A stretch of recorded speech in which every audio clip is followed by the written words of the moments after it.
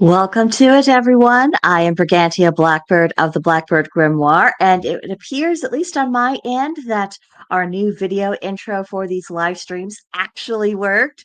Let me know in the comments if you were able to see that. Very exciting. I'm only 10 to 15 years behind the technological curve. Not too bad for a Luddite like me. And Ro, I'm so happy to have you here, even though you probably won't be able to chat too much because, like you said, you have to look like you're still doing work. I'm so excited to hear that this is your last day on the job, and then you're going to be able to go pursue your dreams and be a stay-at-home mom again and enjoy your kids and all that good stuff. So excited, and for this to happen on a day like this of all days, it just really feels like a good omen. So let's talk American Paganism and Witchcraft. This is episode 7. We are doing the Feast of the Ripening, which I am deeming an American pagan holy day, which is yoking together the spirits of Lughnasadh and Freyfaxi in celebration of the first fruits of the harvest season. So, shall we talk about how we are going to be weaving this together? It all comes down to this. I've talked before about how I really do perceive a need for us to embrace our whole heritage. And this is particularly true as, uh, so many of us American pagans, we come from more than one, formerly pagan people. So, it's not like we can just cut ourselves into slices. But let's get into it. Lughnasadh and Freyfaxi, they were and they are holy days that do celebrate the beginning of the harvest season. Things aren't in full swing yet, but we are at the beginning. Lughnasadh was later called Lammas by the Christians. That originated, of course, with Celtic speaking peoples. And Freyfaxi came up to us via the Norse Germanic peoples. And most American pagans, have ancestry going back to both of these tribes. So it doesn't really make sense for us just to choose one or the other to honor. I mean, can you imagine if you showed up to a family reunion of both sides of your family, said, I'm only going to talk to mom's side of the family. I'm not going to talk to dad's because I've decided that side of the family doesn't count. We're doing the same thing when we ignore the gods of our ancestors because it doesn't fit into a nice, neat, preconceived box.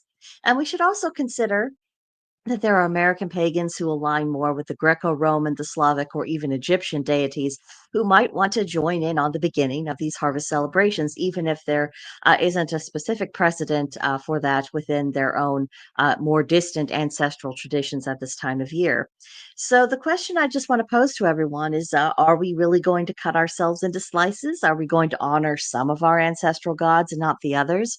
Are we really going to bar our fellow American pagans from, our bonfires at this time of year because they don't have a direct cognate for the celebration of their ancestral roots? Are we really, really going that route? I mean, when you put it like that, such a prospect, really sounds a bit churlish, especially when you stop to think about it, doesn't it? And also, we have to consider our numbers are still relatively small. So, just for practical purposes, I think it makes a lot more sense for American pagans to open up amongst ourselves rather than get too narrow with our mindset or practice. And that is really why I refavor naming the first harvest celebration to Feast of Ripening, because for one, that's a name in our own language, which I am much in favor for, and it applies to all American pagans, regardless of what pantheons or individual gods we're accustomed to working with in our own personal practice. We are all experiencing the ripening part of the harvest season. Now, First Shadow is another name I've considered in the past, as the shortening of the daylight hours are quite noticeable by the 1st of August. But that doesn't really address the whole beginning of the harvest seasons, which is why I've moved to ripening. And on the whole, I think there's a lot stronger case for us to honor all the agricultural deities that our brothers and sisters, bring with them to the celebration and to seek the collective blessing of all of these gods and goddesses for the harvest, than there is to get nitpicky about who's allowed and what we're doing and this and that. Because after all, we are American pagans. We are sowing the seeds for our own spiritual traditions going forward. So I think this is an adjustment that it makes sense for us in our circumstances to make. So let's talk about how we can celebrate. And what I'm outlining, this is like the big dream. This is the big dream for the payoff for all of the hard work we're doing in our generation that hopefully future generations will get to inherit. But of course, we begin as we must with the god Lu. He's well known for his mastery of all trades and crafts, as Lughnasadh is a time for games and sports of all kinds. We can tap into that spirit in the modern day by making the Feast of Ripening a bit of a carnival or a fair. And this has been in my head for so long because when my husband and I started going to the Missouri State Fair, it had Lunasa kind of vibes to me. It happens, I think the fair begins about a week after today. Yeah, it does. It begins a week after today, and it just has this whole let's do competitions together, let's show off our arts and our crafts, let's show off our beautiful animals. Let's come together and show what it is we have to show for all of our hard work through the previous year. And let's have games and let's have all of these other things. And I really feel like that's kind of the spirit I want to bring into it. But before I keep going, I want to say hello to Kyle the Heathen. He says, "Hello, my friend. Long time no speak. Oh God's Twitter X, it's Kyle. You helped me and my wife during a hard time spiritually. Glad to see you still doing good and spreading heathenry, Skull. Welcome to it, Kyle. Very glad to have you here, and I hope you and your wife are doing well yourselves. So, we're making the Feast of Ripening into a bit of a carnival, at least one in the long run. And the lead up to the ritual and the feast, attendees could be invited to share the crafts projects they've completed earlier in the year. Maybe have competitions like the best family pet contest, or compete over ham goods, home canned goods, that sort of thing. We could also have live music, and my absolute dream is to for our more musically inclined brothers and sisters to create a blend of traditional regional music and older pagan music traditions, and even incorporating instruments that our pagan ancestors would have recognized into the mix. Now, I'm based in Missouri, so we have a very long history of bluegrass, which ultimately gave birth to blues and jazz and all that.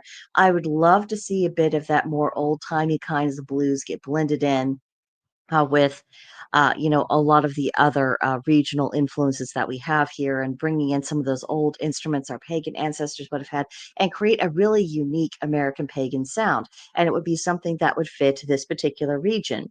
You might have something quite different over on the East Coast, the West, the South, the North. I think it would be really wonderful and really special and very meaningful to us all if this is something that started evolving. I think we also have an opportunity before us to bring back and even evolve traditional dancing. I think that would be fun for everyone, a good thing to learn. People of all ages could participate, and I think it would also be a way to encourage, people who are interested in maybe courting a fellow pagan to get introduced to each other in a fun way. And also, I think this would be a great time for us to have long games at our celebrations. Maybe some athletic competition would be nice.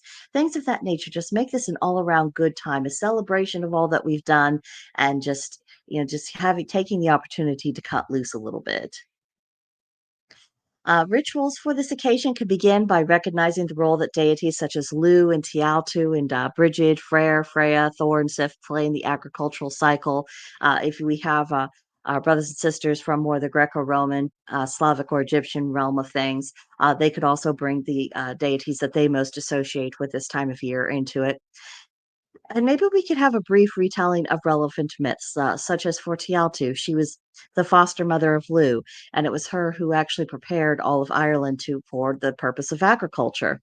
And she worked herself to exhaustion, and as was the custom, there were funerary games held in her honor, and Lou actually inherited her hard work. There's another lesson in that about how the role of the older generation is to prepare the way for the younger generation so that they can get things ready for the generation coming after them. And it's all supposed to be this pay it forward kind of cycle. The goddess Brigid, she doesn't have specific traditional associations with this time of year, but with all of the creative energies and all of the let's get up and do things, let's show off our work, considering her talents and her role within the greater mythos, I always feel her presence very, very strongly. And I'm particularly feeling it this year. It's just I'm working with her, I'm working with Lou. I'm feeling an overwhelming sense of their presence right now. And then Freyr and Freya, of course. With Freyr, he was always traditionally honored at Freyfaxi. And of course, with his twin sister Freya, she also has her own associations with fertility and the well being of the land and the agricultural cycle. They are a pair that we might choose to honor together here. And then, of course, Thor and Sif. We also have an increase in storms this time of year where we see Thor's influence. We have Sith and the story of how, she lost her golden locks because Loki cut them off. And and then how she had to have them replaced, and this is a representation and of how the agricultural cycle has to continue. It's not just one harvest and that's it. There's a lot of different things we could bring into this, and it would just be nice to go into those stories together in a group setting. I think this would also be an appropriate time for us to give thanks for blessings received, to express hopes for a bountiful harvest season, and acknowledge the need to prepare for the coming winter. Because despite all of our living in the modern age, the past few years have been extremely tough for people economically. And the idea of making sure that you have enough resources set aside in order to make it through the winter, that's become a little bit more real in people's consciousness. And so I think with Lunasa, that also gets us into the idea of, okay, we really need to get serious about preparing for what's to come. Because whether you're experiencing the break in the heat today like I am, it's not even going to get up to 80 degrees today, gang. I'm so happy. It's so thrilling.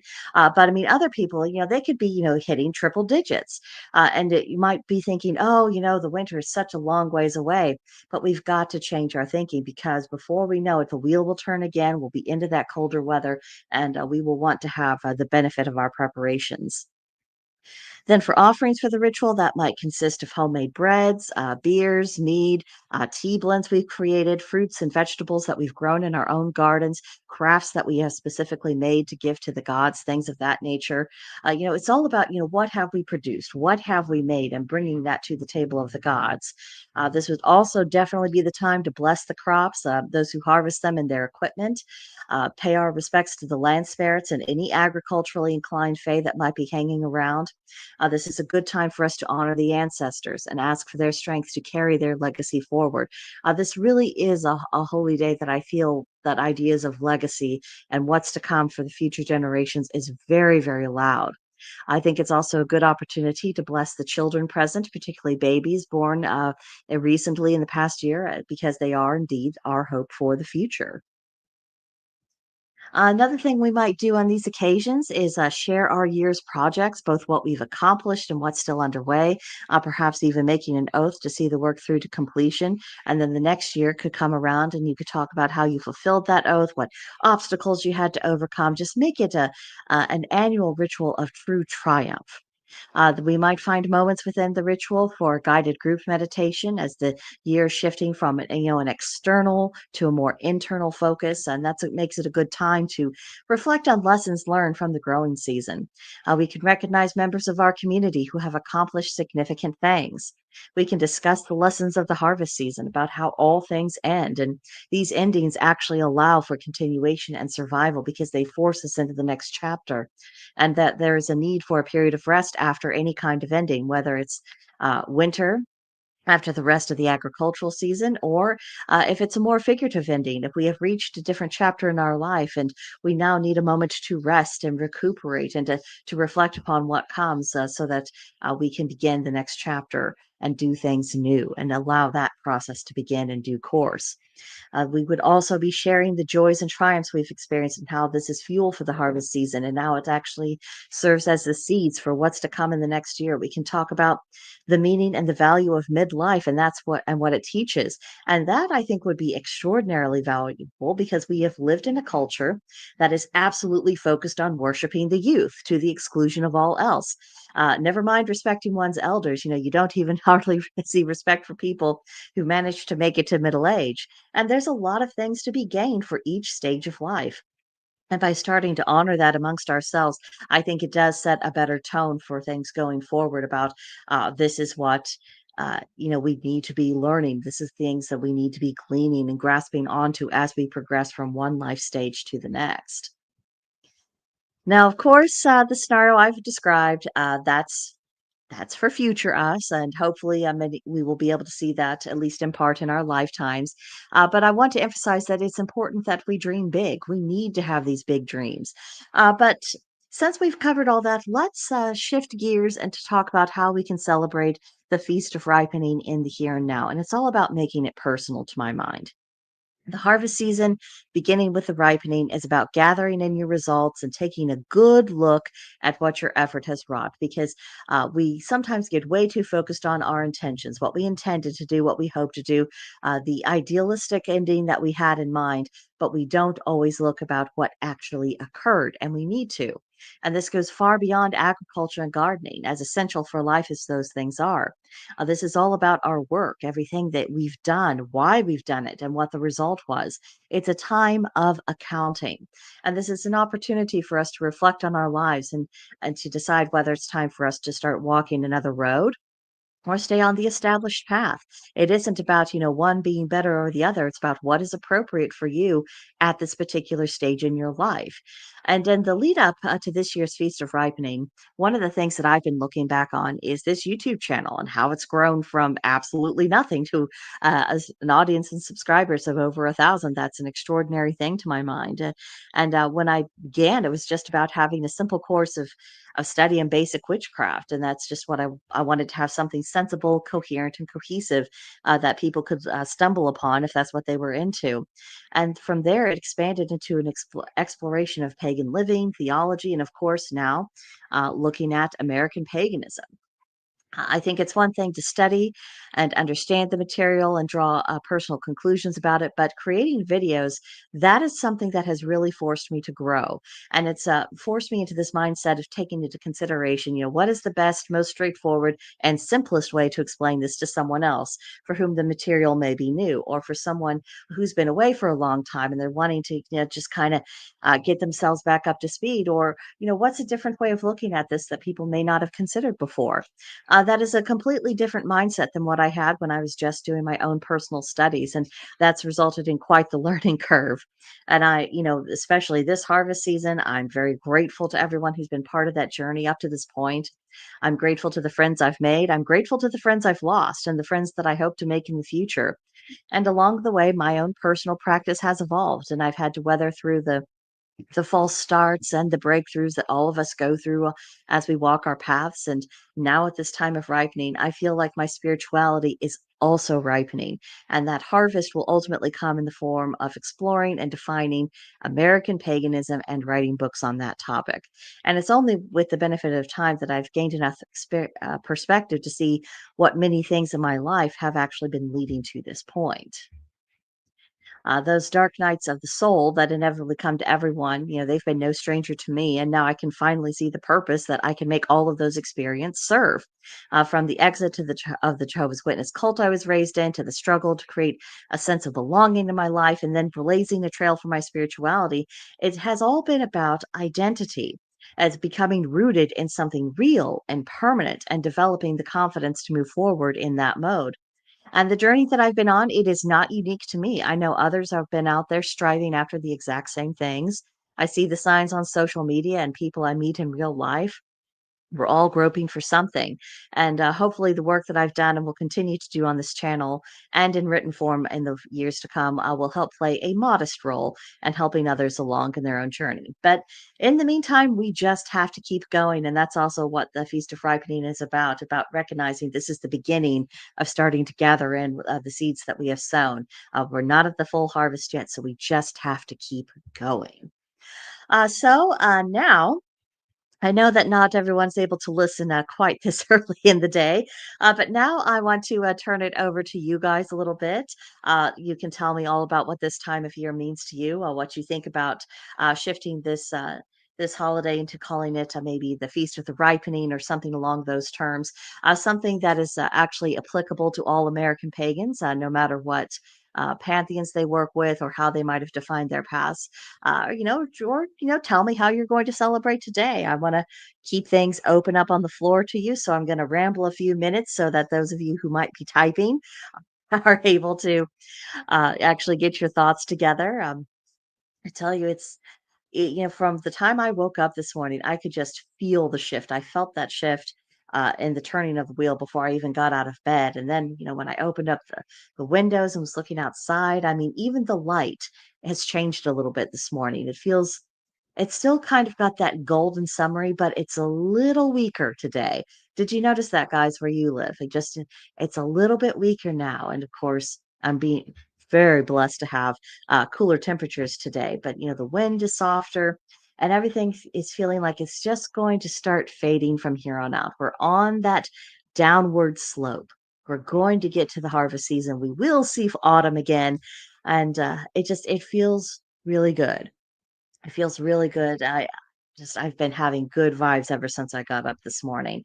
Also, if you haven't checked out the Dead of Night YouTube channel, that person does an absolutely fantastic job creating really beautiful soundscapes. I mean, there's very soft. They don't generally have much music in them.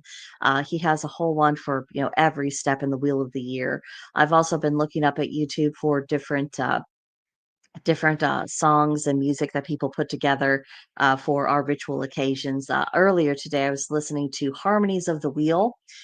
He had a video called Lughnasadh Fire's Celtic Ritual Music. It was just really nice to listen to. And I'm just going to keep in this mode today. I'm going to, after I get off here, I'm going to redo the decorations for my front door wreath. I'm going to redo my altar and all of these fun things. And that's just what I'm going to be doing. I'm going to be bringing things back into alignment with this idea of the Feast of Ripening. We're starting to slowly, ever so slowly, exit summer. I'm switching to more sunset style colors. I just want to I want everything to have kind of that nice glowy that you get in the late evening just before the sun really does go down on us. And hello to Vulture 69. The slippery slope to autumn is approaching. Indeed, it is. And while I've got a couple of you here, definitely tell me about what this time of year is meaning to you and how you're interpreting it, how you're going to celebrate it. Because I've already done the presentation. I've talked about what this means to me. I've talked about why I'm starting to think of this as the time of the ripening and all of the thought process that went into this. But this is your turn. This is your opportunity to put your own little 2 cents in. Also, if any of you are baking today, but you don't necessarily have a good bread recipe that you can rely upon, you can DM me on X at Blackbird Pagan, and you can just ask me for the recipe, and I'm happy to give it to you. One person already did, and I hope it's very successful to her. It's my grandma's recipe for bread.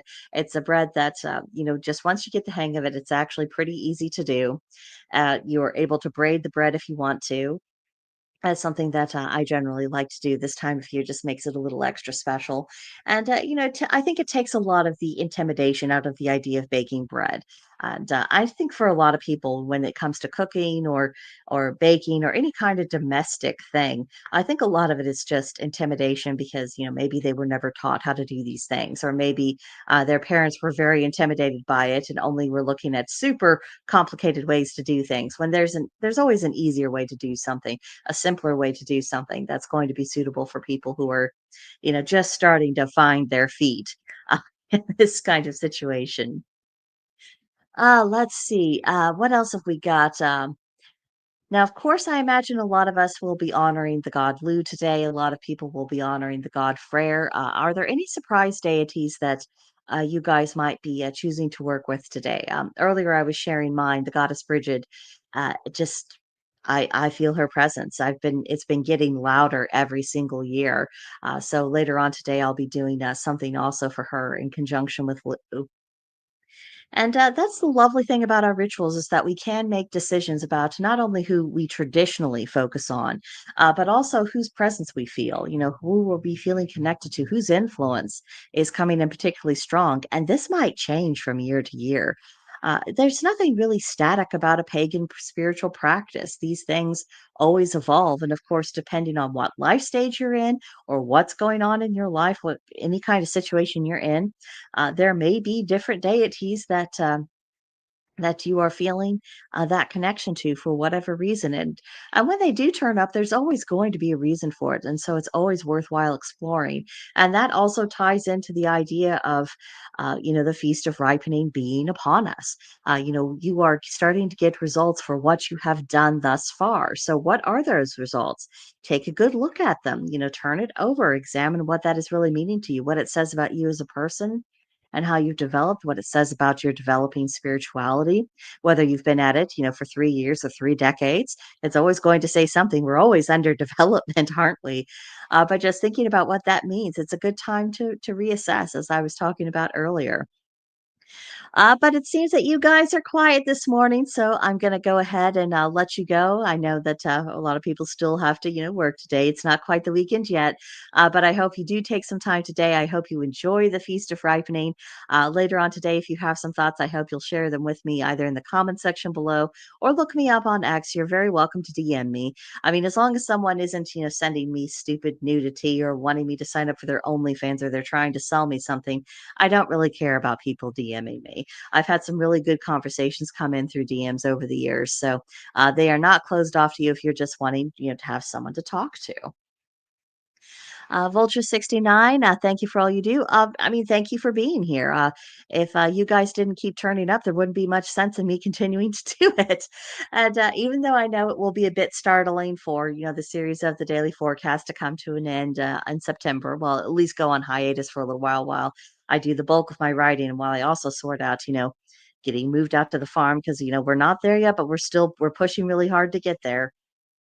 And of course, once I'm there, there's going to be all sorts of farm wife stuff that I'll need to learn to do. So I will need the space of time in order to get my bearings. But it's it's exciting. I don't intend to ever really stop making videos. It's just a question of, what is the most productive use of my time? What do I need to be doing? And right now, that's going to be a lot of live streams.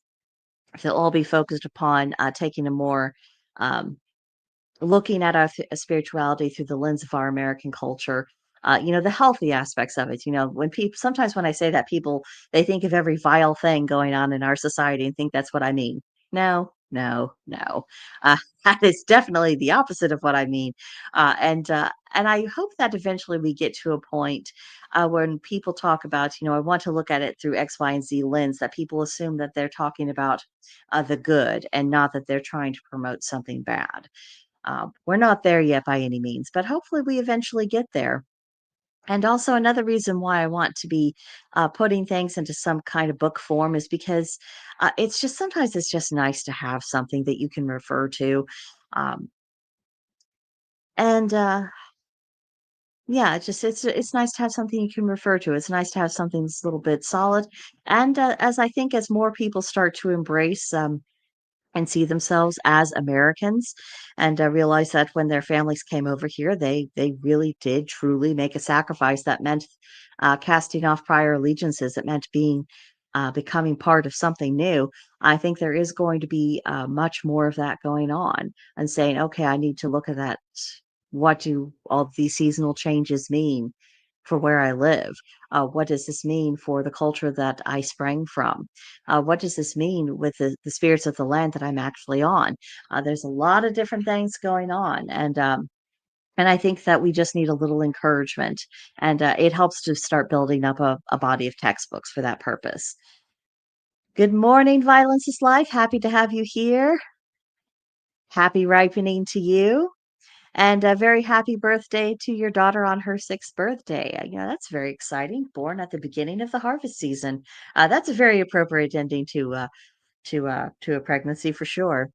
My own birthday is coming in about a week, and I was a week late, so out of sheer aggravation to my mother, I could have been I could have been a baby on Lughnasadh and all that, but I was making my mother suffer, and she never let me forget it. Violence Supply says, glad I caught a live stream. Yeah, well, I was actually starting to wrap things up. I already did the presentation, and I've been just kind of rambling a little bit to give people an opportunity to share their own thoughts about what this time of year means to them, who they're going to be working on, how they're celebrating, all that good stuff. So I can hang out with you guys, but it just depends on if anyone is, at liberty to talk or has anything to say. But I definitely don't wanna ramble on by myself for forever. Oh, but, yeah, unless you guys, have anything you would care to add, I think that's, where we're going to leave it. Thank you so much, for being here. It's very exciting, for me to be able to have a community that I can reach out to, even though it's really hard for us to get our schedules together and have participation during the live streams. Violence of Life says I'll rewatch. I'm glad you do these in the forecasts. Enjoy the forecast while they last. They will be going on hiatus beginning in September, but I try to make the series go out on a bang. They've already all been recorded, uploaded, scheduled, so there'll be no interruption throughout the entire month of August. And I'm going to try as we make this transition to be a lot more mindful about bringing more live stream content to people, not only because I want to, not leave anyone hanging, but also because I want to give people the opportunity, if they are able to participate. And also, again, I want to really shift the focus about thinking about what does our spirituality mean to us on this continent in our culture, bringing together our cultural heritage with our family heritage, putting all those ingredients into the pot, and really thinking about what that all amounts to. What does that come up to? What is the stew that we are in? What does it taste like? What's it all about? What can it do? I think we need that. I think we need to be shifting our focuses much closer to home. I'll be speaking, of course, from my own perspective, being in the Midwest, but I know others of you are in other parts of the country, and I would really love to hear, how your guys' journey is really going. So if you start having thoughts on that, let me know. As time goes on, I think would be absolutely fantastic to interview some other American pagans, talk about their journeys and how they're starting to evolve and adapt as they embrace this land and create a sense of belonging with it. So that'll be exciting, and fingers crossed we get to do that in the future. But thank you guys for tuning in. I'm going to leave it there. Have a fantastic Friday. Blessed Feast of the Ripening. Happy Lughnasadh. Blessed Freyfaxi, Happy First Shadow, all of the good stuff. I definitely look forward to hearing your guys' reactions in the comments. And again, you can always reach out to me on X. My handle there is at Blackbird Pagan. Give me a follow. I'm going to be shifting to increasingly more pagan focused content. Right now, I'm doing a lot of aesthetic content just because the atmosphere on X can be so bad. We need pretty things to look at.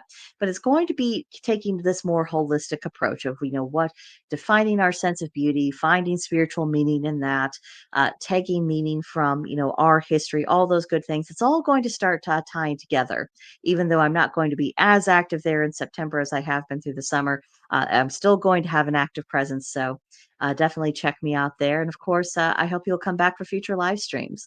But definitely going for reals now. Love to you all. And I'll see you guys next time. Bye for now.